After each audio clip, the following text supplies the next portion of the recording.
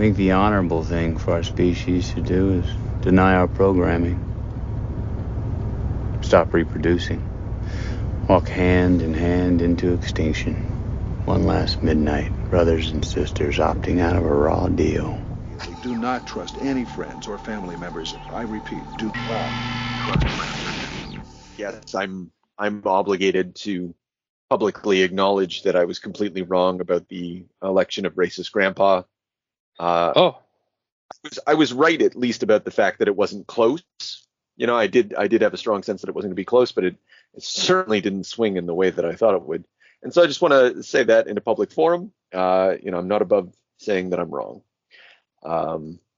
That's that. I don't think we need to dig into that too much. Just kind of, No, that's fine. We're ready, We're ready for anything. Yeah, well, now we are. I don't know. I guess I'm going to do some soul searching. Here's what I did. And I talked to you about this. Like, the reason I was so gung-ho about Harris or whatever is not because I thought about it a lot. As a matter of fact, like, as the race went on, I heard more and more compelling arguments that I was wrong. But I decided when I made my decision that I was going to ignore everything that everybody said, no matter how intelligent, and then see whether or not I was still right. It shows. What do you know? If you if you ignore good arguments, you make bad decisions. And that was, I don't know why I did that to myself in a public forum, but that's what I chose to do. I think it's I guess it's like I don't know. I don't know what happened or what's being thought, but the stock market seems to like it, huh? Oh yeah. My RRSP did a little like whoop. It was a little stagnant the days leading up to the election, and I was like, okay, that's interesting. And then the moment there was a decision. The power of positivity. Yeah, I mean, hey, you know what? I always say if you can't beat them, join them. Okay. Do you always say that? I don't think I've ever heard you say that. Do you say it in your head? Yeah, maybe in my head. Yeah. Yeah, my RSP looks great also. It's fleeting. I remember during the heady days of racist grandpa, my pal lamenting like the constant fluctuation of all their shit, and just watching their savings go up and down in like crazy fashion. And we might very well see the same thing. I mean, it depends. I guess I don't know. It's tough to tell, like with the pandemic and whatnot, right? I do know what to expect in this next 4 years, and then at the same time I don't, right? Because who knows? Like it's nearly half a decade of time, and as we know, lots of shit happens in a half a decade's worth of time. So yeah. What a bummer. But it's not a bummer. I do know. You do know? let's keep it a secret. I was thinking earlier today, I was chuckling to myself about like potential transitions to this movie, like talking about racist grandpa and then shifting to like, what else is like an aircraft full of criminals flying into Las Vegas? Something like that. But I couldn't make it work this time. That's fair. That's fine. I mean, wasn't able to make it work. Yeah. Well, we can make. It looks like I gave this 9 stars last time. I just opened my IMDb to look at it. Okay. What is it that you gave 9 stars? Con Air. Con Air. Right. Yeah. Here on the X-tinction agenda with the 2 Jameses. Yeah, directed by Simon West. About a bunch of convicts that get transported from one place to another, which I actually read was based in reality. Not the story itself is ludicrous, but I guess somebody actually heard that there is like a special team in the U.S. correctional facilities that uses they have an aircraft that they transport prisoners from location to location for different parole reasons or transfers, and they have like sort of a team that does it. And somebody was just like, "Oh fuck yeah, I got an idea." Well, that someone was a fellow named Scott Rosenberg, apparently, who the writer of this one. So okay, Simon West, this is his first movie. He's clearly doing his best Michael Bay impression. He also comes from music videos. He's working for Jerry Bruckheimer. I was gonna say it's got some Bruckheimer sauce on it, right? Yeah, it sure as fuck does. I went looking at this guy's career. He's going to go on to do Tomb Raider, The Mechanic, Expendables 2, and we're going to get another Nicolas Cage movie, Stolen, from 2012, which I think is a version of Taken. I think I don't know if the timelines match up like that, but he did a bunch of other movies, the Simon West fellow, but like those are the ones that stand out the most. And then Scott Rosenberg also has we'll see him again with another Nicolas Cage movie, Gone in 60 Seconds. But this guy he did Beautiful Girls, High Fidelity, Gone in 60 Seconds, Jumanji 2. He did Venom. He's a prolific. He's a unleashed mainstream Hollywood writer. He likes to write himself a shit show by the sound of that, though. Yeah, he's really a big fan. I mean, High Fidelity, he has like good movies and shit show movies. Is kind of his two poles, I think. And I think like Con Air clearly and definitely falls within the shit show category. Yeah, High Fidelity is considered like a sort of a cult classic, isn't it? Yeah, but I mean, it's an adaptation from a novel or whatever, so it's not really like from Scott Rosenberg. Yeah. Still adapting a screenplay. Yeah. So anyway, Con Air, June 1997. I remember this movie coming out, and I feel that I watched it at the time, and if I watched it with anyone, it would have been you. Well, I think it was an important like dad VHS staple in 1997. Like this baby came home with you, and dads all over Timmins at the very least. Yeah. Who sat around? I don't know. It looks like it was a big enough hit. Yeah. Yeah. It's kind of another one where I say to anyone who thinks that Disney is too censorious and woke, they wouldn't have this on Disney Plus if that was the case. This one's got all hits every major beat of, I believe, what would be considered to be anti-woke. Yeah, I suppose so. Yeah. Yeah, I think even the hero and everything, everything about it, frankly, it is, as I often say, it's a heady stew. I don't know. Just to set the table, it has a fucking fantastic cast. This is crazy. I know you already know, but for anyone listening, like there's Nicolas Cage, fine. It's Cameron Poe, fucking Nicolas Cage. John Cusack, John Malkovich, Steve Buscemi. I don't know how to pronounce this guy's name. Ving Rhames? Is that a? Oh yeah, Ving Rhames. Yeah. Cole Meany, who played of O'Brien from Star Trek: The Next Generation. Rachel Ticotin, I don't know if I'm pronouncing that right, from Aliens. Dave Chappelle, obviously. Dave Chappelle. And Danny Trejo. Yeah, Steve Buscemi in there. Yep. I said that. Did you? I got them all. Yeah. They're all in there. MC Gainey, too. He played the Swamp Thing, apparently. Okay. I don't know who that is. I left him off my list, because if I didn't know who they were without looking it up, they weren't. That's fine. Chappelle apparently improvised most of his lines. And that's funny. Also, apparently, Cusack and Malkovich were very agitated because there were like ludicrous on-the-fly script rewrites while filming. Okay, all right, and they're both such perfectionists in their art. Yeah, they're like, what the fuck? Yeah, and still managed to deliver what I believe to still be in the vein of this has no business being good, but it was good. Yeah, I don't know. Like, I don't think I can go that far. I would say it definitely has no business being good and manages to not really be good. I think what's enjoyable about it is and I guess it depends on, like, good's subjective, and how do you what on what basis are you measuring it? Are you measuring it on the shitscapade scale? Well, then it's a 10 out of 10. Well, I And think.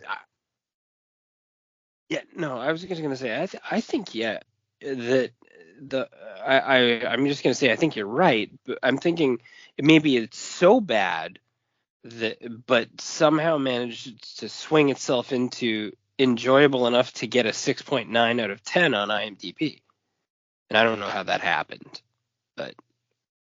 Well, it isn't like it. Yeah, like it's a dad DVD. Like it is a dad. This is a dad movie, circa 1990. Late 1990s for sure. And which is like one of the reasons it's forgotten now. Forgotten classic. Because like this genre of movie, like it shifted to. I feel like it shifted to television at a certain point. Like the ridiculous dad show became something that migrated over to TV and then found its way onto Netflix and Prime and that kind of thing, and got And it's left mostly behind. CSI.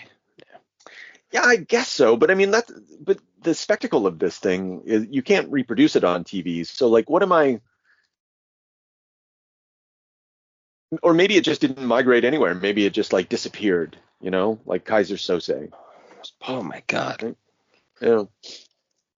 And instead of like dads hungry for something that couldn't be found on the big screen, thereafter had to find it on the TV. And maybe that explains a lot about our culture now.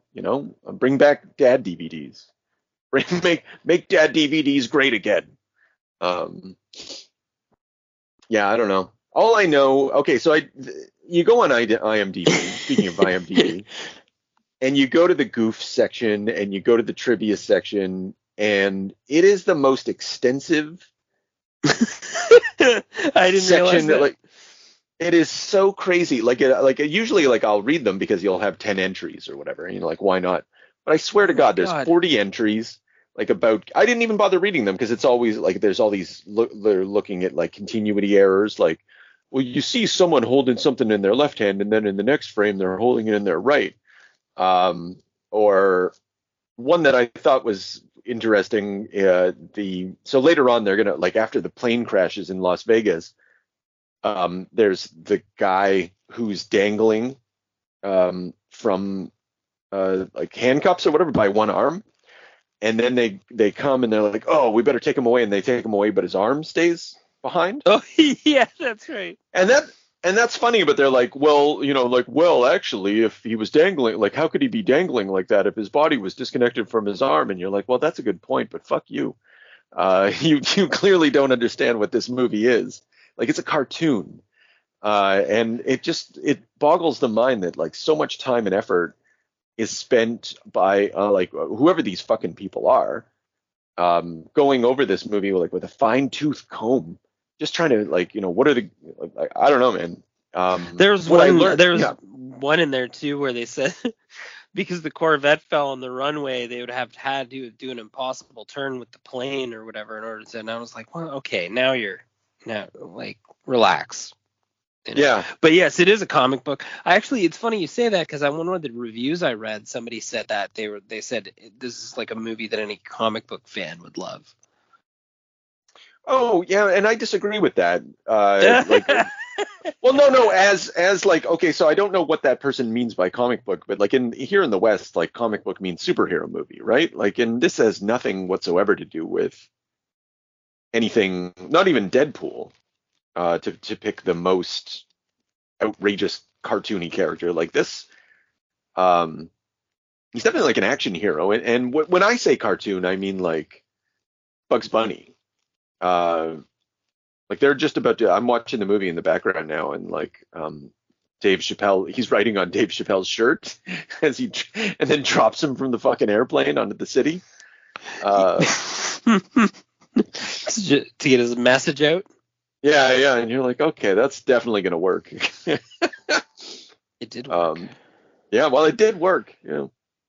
I also feel like this was like Nicolas Cage was so in his element. Like, this is why you come to the Nicolas Cage show.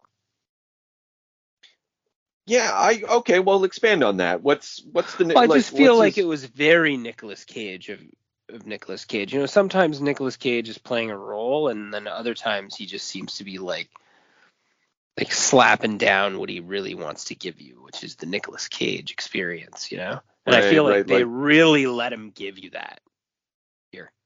Like, yeah, because that Alabama accent. I was about to go there, yes. Whoever authorized that accent, many hands make light work. My daddy taught me that.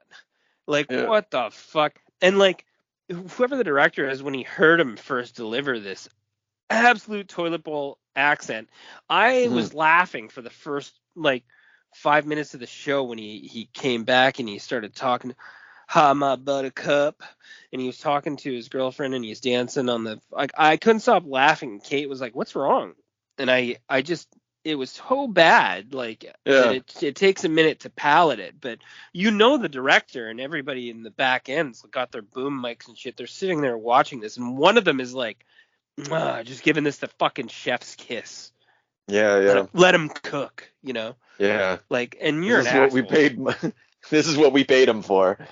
Yeah, but there is a sort of charisma to it. Like, I do, like, as ridiculous as it is.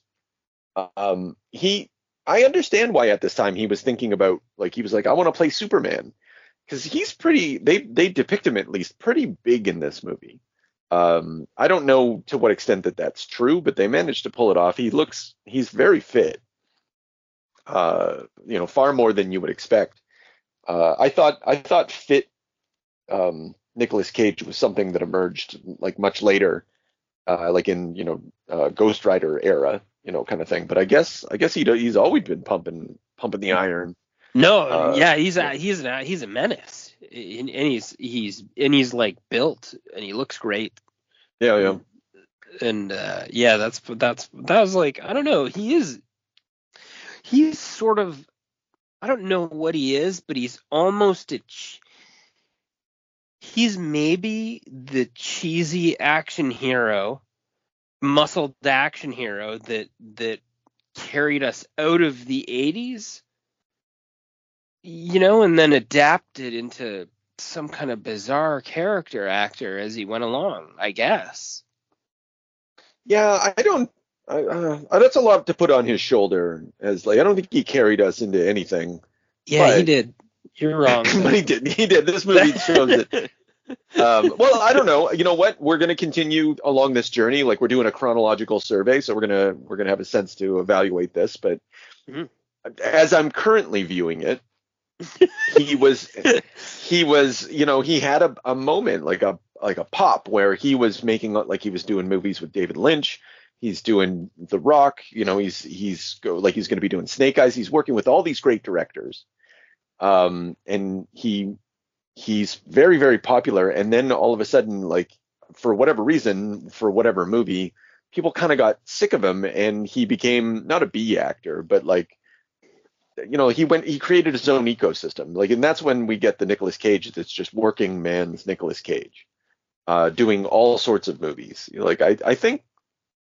And now he seems to have. Now he's come back. I don't think he has. Like, I think he definitely has. He's in A movies. He played the Dracula.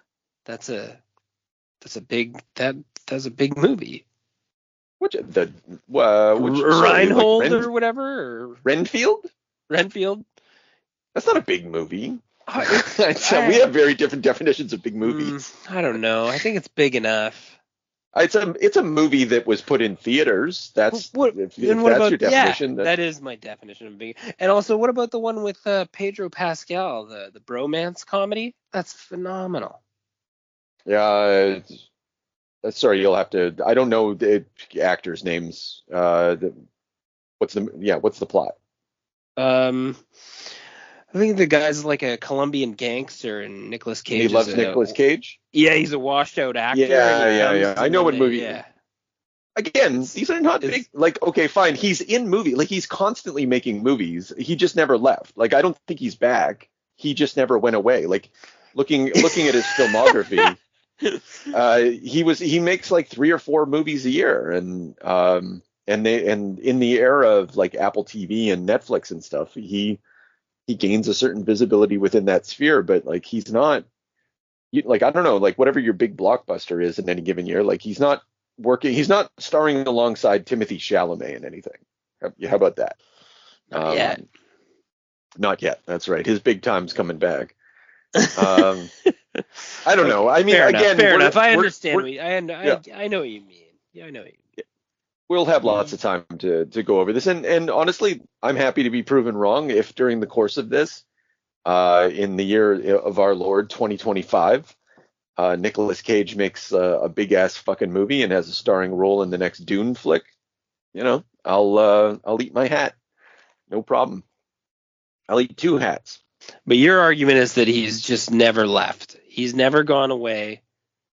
But he's never like. But there is a period where you can say, yeah, he was your top 3, 4, 5 box office producing stars, and then now he's making Pig and stuff. Yeah, I think like it's the equivalent of who are those fucking guys that did that Taking Care of Business song? You know, whatever that band fucking is. You know the song. Oh, yeah, I know. Men at and Work? They just go. No, I know for certain that that's wrong, but I don't. Anyway, so it's Randy Bachman and his fucking crew of shitheads. Anyway, it doesn't matter. This is the equivalent of whatever that band is, constantly, like, you know, riding on the coattails of the fact that they once upon a time wrote Taking Care of Business, and just being able to sort of make money and have a living and apply their craft consistently, because they're understood to have been the person who took care of business once. And this is the era, back to this movie, when Nicolas Cage is fucking taking care of business every day. Every way. Yeah. Mm-hmm. Fair enough. So this baby opens up with I don't know what to think, because this was such an anti-female movie, but the main character almost sort of fridges himself at the beginning. Well, that's a funny way of putting it. Okay. He's jumped, and then he kills a man with the classic. This is only from late 90s I love that. as well. Mm-hmm. Only in the late 90s did one use the infamous palm strike up to the bottom of the nose, which dislodges the cartilage, fables say, and drives the nose bone directly into the brain, instantly killing your opponent. Yeah. It's a famous, fabled urban legend. Was always unleashed upon movies in the 90s. And I think a few different times it was explained in the movie. In this particular movie, we're at the point we're in the twilight of the nose bone killing experience, where you don't need to say anything. You know what special technique that was. Only the deadliest fucking guys do that. I knew that. That guy's dead. Yeah. And then he goes to prison. Oh, and for the stupidest reason, that was so fucking dumb. But okay, so kudos to the director and the writer and whatnot. Like, they do give you enough information to show how he got railroaded in that moment. So the guys are picking themselves up, the ones that aren't dead, and they grab the knife from the mud, right? And they then grab take the off with the switchblades, so there's no weapon. There's one-on-one combat, and Nicolas Cage killed the guy, even though his wife witnessed 3 men with a knife jump him, and is a perfect character witness. Yes, yeah, she probably would have been fine. She did not witness the murder, so we're assuming she got decimated on cross-examination. Just like credibility shot to hell. Is not true that you're a crack whore. No, Were you there? No. Were you there? So you didn't see anything. Yeah. That's it. That's what I imagine. Done. Yeah. And that's why she stays with him the whole time, because she feels guilty for fucking breaking he went right under the fucking bus wheels at that point. He was like, "Don't worry, my baby buttercup. I'll do the hard time for you." Yeah. Another myth in this movie is that shit, like, self-defense, if you're in the military or whatever, like, you are a lethal weapon. Your body has been declared a lethal weapon. Yeah. You are a killing machine. That's a classic too. That's how you establish awesome military combat prowess for any movie star, which is like, this is really American also. This is the American symptom of the American condition, this entire movie. I think, honestly, man, I think you're right. I really didn't want to go there. I've got this whole theory of, like, racial hierarchy, like, and I know I played that fucking card with the Predator, and I thought I'd just relax a little bit this time, but it was like, the whole time I'm watching it, I was like, this movie's fucking racist as fuck. And not to mention it's all, like, strangely, like, just suddenly transphobic. They burn an Aboriginal man. Well, joking about it. You're just like, and then he goes down. Oh, the chief's on fire. Yeah, that's right. Because Dave Chappelle is so fucking offensive that even the smallest joke lines that come out of his mouth are just rooted in like hilarious racism. Yeah. And I laughed, man. I fucking laughed. Yeah. Classic Dave Chappelle. I think that definitely adds to the movie. Like sometimes you'll have a comedic relief character. I can't think of an example right now, but basically the comedy relief is fucking dumb and not funny at all. And they struck gold with Dave Chappelle on this. And he wasn't overused. Like, we didn't Kevin Hart him. Fuck yeah, there's a good example. Yeah, there you go. Through the whole movie and just terrorize your audience, because Dave Chappelle is annoying. Let's not fucking get it twisted. So like, I just feel like you were just smattered with enough of him to start off as obnoxious, annoying, hilarious, menacing in a way, because he was like sort of the linchpin for them to actually hijack the plane. Yeah. And then killed so that we can move on with our great panel of high profile actors, which great. Malkovich all day, every day. Yeah. Malkovich is a funny villain. I always like, because he plays he plays lots of different types of characters, but when he plays like the violent tough guy, it's I'm trying to think. Burn After Reading, the Coen brothers movie, he's not a violent tough guy, but he plays like a really aggressive, like, CIA agent who's also pathetic or whatever. And it's just like those outbursts of aggression are always surprising, coming from, because he's small. He's a small guy. Like, he doesn't even, they don't. Yeah, and he's not muscular. It's unsettling though. Yeah. Like, you can see that he's able to deliver a level that you would interpret as like psychotic behavior, and remorselessness, and he's so comfortable in that zone that you get uncomfortable feelings from it. So there's still a bit, like, even though physically he doesn't have that presence, he can deliver that performance, and that's where like, I mean, that's where he's beautiful on screen. Yeah. And to see really like Steve Buscemi really out of the box on a role that was really menacing also, that was cool. Yeah, it was fucking ridiculous. They give him that character the Hannibal Lecter treatment. He shows up in the airplane and he's got like the face mask and the gloves and he can't move, and And they're talking about how he's like a butcher. And then, he's none of those things, and I don't, well, they're I don't giving mind, you the but old fucking red herring there, just kind of trying to throw you off, like trying to make you uncomfortable, distract you, and then they put him with a little girl, and you're like, he's gonna chop up that little girl. But yeah. even Kate said there's like such a predictability to the movie. She watched with me too, and she's like, no, she's like, this was violent and rated R and kind of wild. And then she's like, as soon as they didn't go through with a rape, I knew it wasn't going to be that kind of movie. Well, yeah, for sure. We weren't going to go there. We were going to Yeah. keep it in the vein of pure action, Yeah, we'll stab the man in the neck, but we're not going to, there's no sexual violence. There is like a chivalry baked into this movie too, which I think gets back to what you were saying about like this movie being it's a Western in a lot of ways.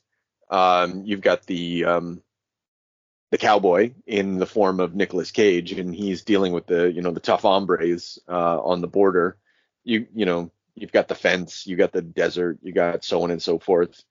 It's kind of a different spin on it or whatever, but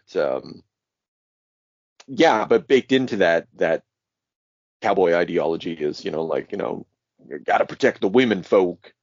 Yeah, it's true, and they have one female actress who's great throughout the movie, but she stays chained to a fence with the menace of a potential rape for the entire movie, which is I mean, if you're in terms of how they sort of like skirt around, because they're like, anything like that's triggering is a little unsavory. This is from an era where that was not a concern, obviously. No, not at all. Like when Danny Trejo's like, he's just Danny Trejo like right away. They call me Johnny 23 because I got these tattoos about all these women I raped. I'd be Johnny 600 if they knew the truth. It's like, oh boy. And like his first action is just like immediately like time to rape the prison guard, Yeah, they even take it kind of far a little later in the movie too. He knocks her unconscious and he's stripping her down. When you wake up, I'm gonna be fucking Johnny 24 or whatever. And I forgot he went back. They really give you a little tension there. Yeah, it's not really gonna happen, but I mean, like the whole conceit of this movie is a little silly. Like they're just prisoners, but this movie, maybe getting back to the comment about this being like a comic book, it is definitely full of supervillains and henchmen and shit like that. Because like their criminality is, Cyrus the Virus is kind of like a Lex Luthor. I can't think of any analogies outside of that, but I mean, like he is kind of like a Lex Luthor. He's a mastermind. And saying that out loud, actually, I think he would have played as great. I would love to see him as Lex Luthor. I think that would be a great role for him in this era. It would have been, yeah. And then, it's true. And then there was like William Billy Bedlam, and then Nathan Diamond Dog, and everybody got their like names. You say, they all had these great names, and Garland Greene. They all just, like you say, they were all supervillains and like henchmen of supervillains. Yeah, and they've got like this ridiculous fucking, like, how did he get a bomb into his prison cell like with two? Another thing that was popular in the 90s, that the explosives where the two liquids come together and explode, the binary. Oh, you got to do that. You got to do that, especially in a maximum security prison. I'm sure those sort of things are being constructed all the time. Yeah, obviously you have a lot of tools. Yeah, well, of course. Shit, what the fuck did I do with my pencil? There's my pencil. I'm gonna be talking like this now. Oh, that's nice work. Cusack's also, I don't know. I found him charming. Oh, I like Cusack all day, man. He too at this time was a guy who he's up too. Everybody's in this movie. Their stock is up, and this movie's flying high, no pun intended. Because like I don't know, like Ving Rhames or whatever, like was he in? Did Pulp Fiction come out by now? It must have. Yeah. He's coming off that.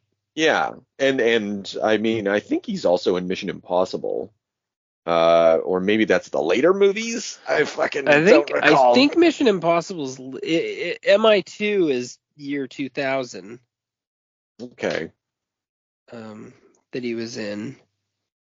You're looking it up? Yeah. Pulp Fiction's 94. I'm pretty sure it's just Pulp Fiction that he's coming off of. Okay, good enough. That's notable. Either way, like every.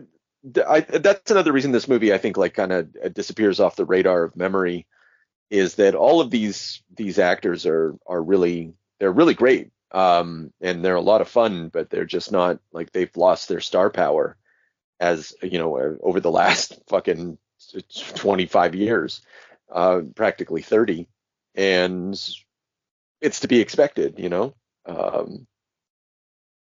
So kind of a shame, but yeah, John Cusack's he's fantastic, and he's doing action roles at this time too, like not big action.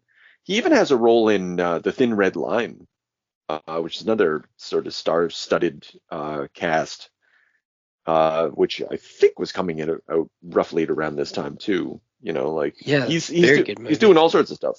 Yeah, he had a great scene with Aidan Duncan Malloy there, Cole Meany. Where they were just like at each other's throats the whole time, kind of inhibiting each other from moving forward to stop this shit show. So that I don't know. I thought they were both great. And that's funny too, because the three main good guys, whatever, were basically all, they were all almost like superheroes as well. I don't know, like Nicolas Cage, obviously, yes. John Cusack, to a lesser extent, he kind of has a Robin quality, maybe. And I don't know, Sergeant O'Brien or whatever his fucking name is, Cole Meany. I don't know, he's kind of a bumbling Irish cop, which again gets back to the Americanness of this movie. When I was going through my like sort of, how do I tack this onto the American psyche? I couldn't help but think that maybe that was somewhat significant. Well, you've got your military complex, you've got your elite fighting group baked into that, and then you have your American prison system, but then you also have like a bit of a romanticizing of the super American serial killer. And then you've got your sort of race war kind of cooked into that. And then your obligatory ludicrous gun violence. And then, you've got your law offices, and then your different bureaus where people are super intelligent depending on how far up the line you go. And it's just it's a real stew of how awesome every part of American is, even serial killers. Yeah, that's funny. I like that. The prison. Yeah, it does. Like at the same time, it also sort of criticizes or like John Cusack, and this comes down to Scott Rosenberg's writing on this, which all these characters have this life and this interest amongst them, because like dude's a pretty good fucking writer apparently. I'm looking forward to Gone in 60 Seconds. I think it's probably going to be a blast. But early in the movie, when John Cusack is talking to Cole Meany, he's like talking about Cyrus the virus, and he's like, he's the poster child for the psychotic criminal, something like that. He's a real product of the system. And Cole Meany's like, oh, is this one of those sociology majors who think that we make these motherfuckers, something like that. And John Cusack's like, no, but I can point some fingers if it makes you feel better. And I'm just like, like that's it. There's enough voices and enough sort of, I don't know if that cancels out what you're saying, but it puts a wrinkle in what you're saying. Like, and what you're saying is that it like romanticizes these criminals. And I think the idea of the super predator in American society is is, thanks, Joe Biden, is, the idea of the super predator is current at this moment. The criminal that is perfected in prison. And they're just the worst. There's people out there who are just the worst. And we need to lock them up. And we don't need to just lock them up. We need to lock them up in a super maximum penitentiary where they'll never, ever get out, because they're just animals. And this movie reflects that sort of thing as well. Yeah, you're right. You're right. But it does so, and I don't want to step on this too much, but I think since we're on the topic, I might as well tie it together. Like the fact that one of the super criminals is just a trans woman, just pointlessly serves no fucking purpose.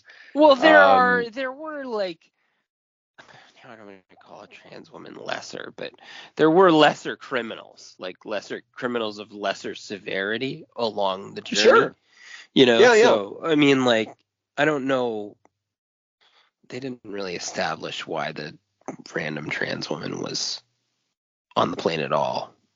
I think they said, or somewhere along the line, it's described. I don't know. Wikipedia says this, so I assume the movie gives this information.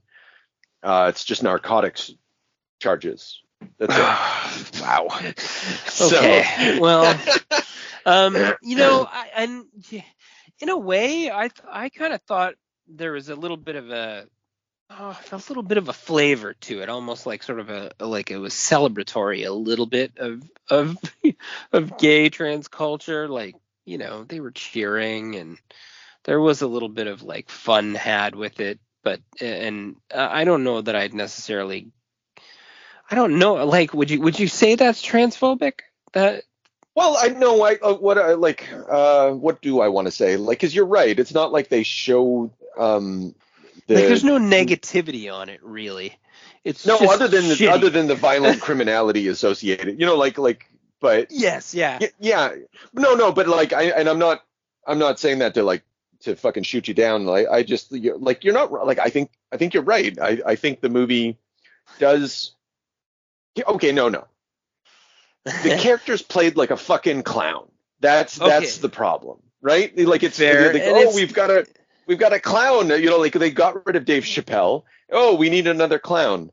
Time for the trans girl to come out, right? And just give her.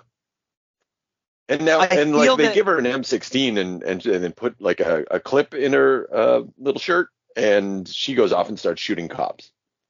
Yeah, I want to say that for the time and tone of the movie, that this was likely trans positive in their thinking. I suppose so. I'd be surprised if it even went as far as that. I wouldn't imagine. Given how bad this time was and how anti-gay and homophobic and transphobic culture generally was in 1997, I would think that the intention was to actually be positive, even though it comes off so bad now. Okay, well, I feel it's very generous of you. This guy's being a bit of an apologist here. All right, okay. No. Me in the foot for that, but I do sense it doesn't. I don't sense malice behind it. No, and I'll agree with you. To bring out the clown is not to say that like the clown is a degenerate. Like there's no idea that this person's actually a true monster in the form of Cyrus the Virus or whatever. They're just a colorful henchman in this, right? And like I don't know, you're like. I see what you're driving at. And like it's kind of a sad state of affairs when this was a positive depiction, right? In 1997. It just was. I'm like, okay, all right. Wow. I just honestly I kind of didn't expect it. It's a special sort of move. It's not a move that you actually saw much in 1990 anything. No, that's right. Yeah, you didn't. Most people didn't want to go there. Yeah, like not like only the brave souls at Police Academy one. Yeah. Whatever. I guess. Academy. Oh, that's a whole other series of episodes for us. Oh my goodness. Yeah. So okay. Anyway, we don't need to hammer on that too much. I just think it was in context. It made sense to bring up at the time. Right. So what I learned amongst the trivia and the sort of thing is that a welder was crushed to death during the filming of this movie. What? Yeah. They like someone in the I didn't write down his name, but at the end of the movie, it's like they say in memory of dude. Like he got crushed under one of the airplanes. Oh Jesus. Yeah, because they apparently used 3 of those big military airplanes throughout the filming, and I guess they were doing some welding or some repairs, and he got crushed to death in about a year before the movie came out. Oh, that's horrible. Yeah. So someone literally died making this movie. Fucking congratulations. Wow, that's unfortunate. Yeah. And the other interesting bit of trivia is when they crash in Las Vegas, they're in front of a building, and the front of the building blows up or whatever. That they really did that because they happened to be demolishing that building. Wikipedia tells me that the producer or the director was like, "We got lucky. It just turned out they wanted to." It was kind of like the beginning of that the Hard Boiled, where they like fuck up the interior of that building because they're like, "Oh, we can do whatever the fuck we want." So that's cool. A couple things awesome. came together. Yeah. Yeah, and then his diabetic friend. There was just so many like little things going on that made extra like insane tension and anxiety, kind of. Yeah, I was never bored. Yeah, no, you were always like, Jesus, what the fuck are they gonna do now? Yeah. And and there's emotional bits, like there's what's his nose, Nicolas Cage always wants to get back to his daughter, that kind of thing. And getting back to, like this sort of ties into a sort of quintessential American. It's up there with Die Hard, and kind of it's in the vein of Die Hard, in that the hero is in a situation dealing with all these terrorists and criminals, and the whole point of it is they want to get back and reestablish the nuclear family. Which has been broken up by violence and the system. Although that's not what goes on with Die Hard. John McClane's just an asshole. Yeah. Yeah, Cameron Poe is not an asshole. Cameron Poe is awesome. He really is. And I think I would love to see Cameron Poe sequels. Me it's too. time to bring back Cameron Poe. I would like to see him. I would like to see him like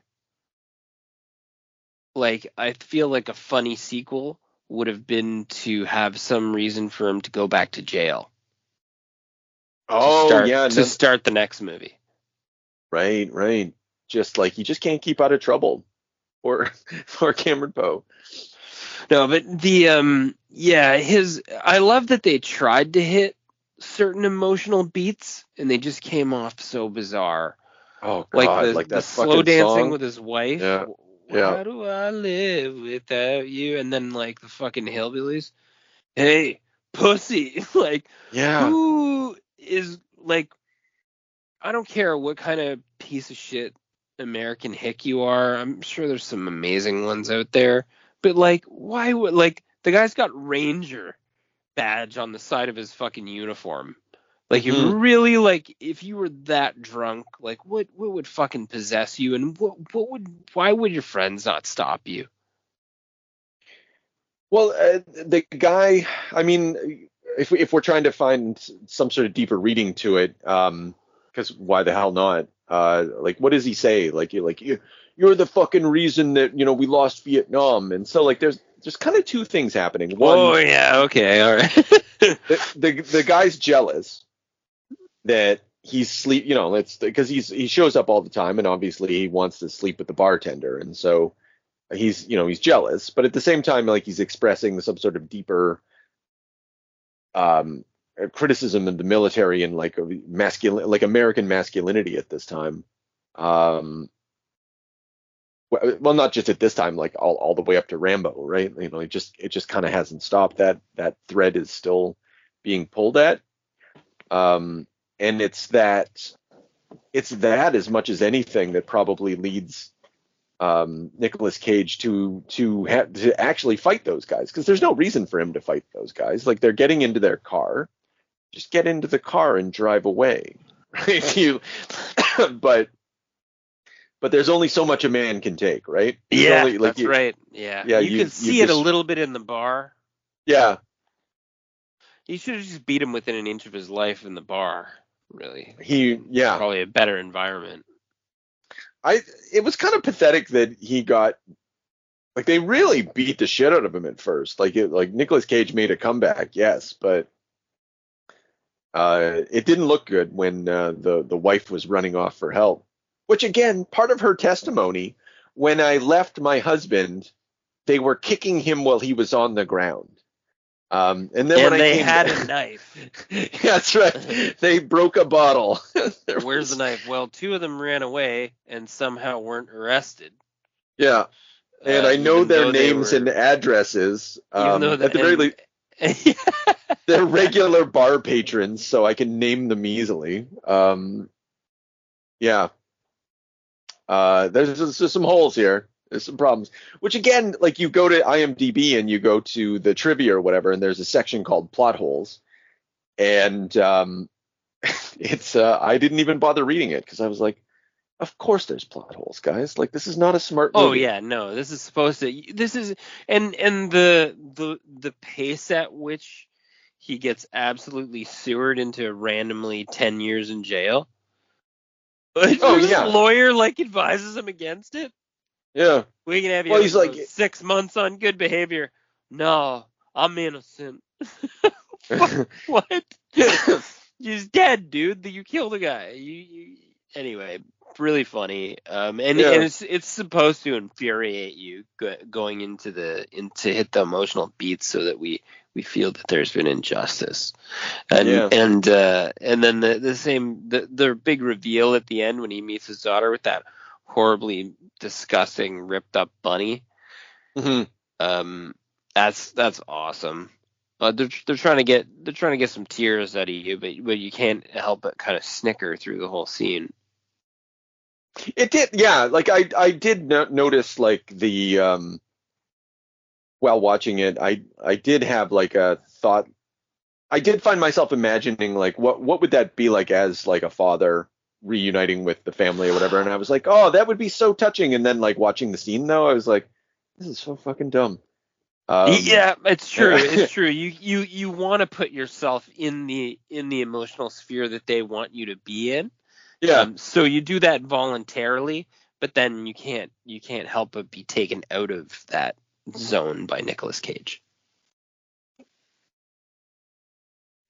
Oh, I forgot how Cyrus fucking dies. He just pile drived right to the fucking brain. Oh. Jesus, this is horrible. Like, the violence in this is pretty, like, the explosions and the bodies being thrown around and stuff. And the corpses, the handling of already dead and mutilated people, it's pretty over the top, really. Like, it. Yeah, it's surprising in that way. Yeah, and so, I mean, maybe, like, in closing, I just want to, about Simon West, the director. One of the great things about this movie is, and one of the reasons it's not boring at all is, you know, obviously the writing's very good and the acting's good, but, like, they make a point, like, every scene has motion in it. The final scene with Nicholas, like, near the final scene where Nicolas Cage and John Cusack are finally shaking hands, there's money falling from the sky, there's water, there's lights. There's always something extra to look at in the background, which is something I often talk about. You know, like, movies are sound and light and motion. And so a movie that doesn't make use of those 3 elements every scene is a movie that isn't trying as hard as it could try. And this movie tries as hard as it can from moment to moment. And it's like, it's kind of a testament. Like, this is Simon West's first movie. He did stuff for like BBC before that. He did some music videos, but like this, they handed him a fuck ton of money and a crazy cast, and I guess Jerry Bruckheimer was like, I trust this fucking kid, let's do it. Yeah, like that's what I mean. Who let this guy have these actors? It seems wild. Well, Jerry Bruckheimer did it. I'm sure. I know Jerry's got I feel Jerry's got a hand in this because, like I said at the beginning of this discussion, it's, Simon West is doing his best Michael Bay impression, and it's all the Michael Bay-isms are there, but it's not Michael Bay, and we're not sure if that's because of the writing. It's definitely the writing's part of it, but it does have its own sauce, like its own sort of watered downness. I couldn't tell you at this moment right now what the distinction between this and Michael Bay's kind of vision is, but I bet I could if if you put me to the test and gave me some time to think about it, which I'm not going to do because it's not worth it. It's not worth it. Do we got anything else about this this sweet baby? No. It's I don't not suggest it. Okay, that's good. I'm gonna go with it. Like because we're gonna be doing a lot of we're gonna do a lot of Nicolas Cage movies, and I feel like this one's gonna get done dirty because it's early on. I think this is a safe space. If you want to warm your palate, go on this journey with us and experience Nicolas Cage, you have to stop here at some point. So you may as well do it now. Yeah. Well, yeah, exactly. It's a proper follow up with The Rock. Yeah, like it definitely is good stuff in that realm. So I'll give it a recommendation as well, with the caveat that this is a dumb movie. It's a dumb action comedy. Like, did they describe it as an action comedy on like IMDb? No, I believe most people, even in my own memory as a kid, as a teenager, like a late teenager, I remember this as being like just like a pure fucking action thrill ride, and that it was not. It was an absolute comedy. And it was like an ultra violent sort of splatter comedy with weird emotional beats and like some like type of like weird like meta text. Even the Hannibal Lecter character, the Buscemi one, saying like, I think being crazy, sitting in an office from 9 to 5 for 50 years and then being told to piss off and then trying not to shit yourself. I was like, fucking Jesus. Yeah, like, I forgot about that. Yeah. I don't know what they were trying to do here. But it wasn't what I remembered, and it's not a pure action movie, and it's an absolute shit show, and it's a lot of fun. Yeah. Well, there we go. So if you like that sort of thing, fucking check it out. Let us know what you think. And next week, we're going back. We're going to finish off the Ty West stories, which, like, I got to tell you, audience members, I recognize that you guys don't give a shit about Ty West's movies. Yeah. And if you didn't like X, sorry, folks. And we're going to do Pearl and we're going to do Maxine. We're going to finish it off, and then you don't have to hear us talk about that shit no more. Yeah. And Mia Goth's a good actress, even though maybe she's sort of like red carpet intolerable. I don't know what it is. Maybe, I don't know. Oh, okay. That's an interesting idea. And I'll roll on that later. Yeah. Okay. And then after that, we're heading on back to Grant Morrison's New X-Men. Do a big chunk in there, so that way we can plow through that chicanery as not as quickly as possible, just more quickly, right? Because nobody wants to spend their entire life doing that. We've got bigger fish to fry, right? Like Leaving Las Vegas, which is our next Nicolas Cage movie, if anybody's interested, which I know you are. I'm actually very excited about Leaving Las Vegas. It has like a 96% rating or something like that. It's very good. I've never seen it. Yeah. Let's go. Yeah, fucking let's go. Now, all we need is a little energon and a lot of luck.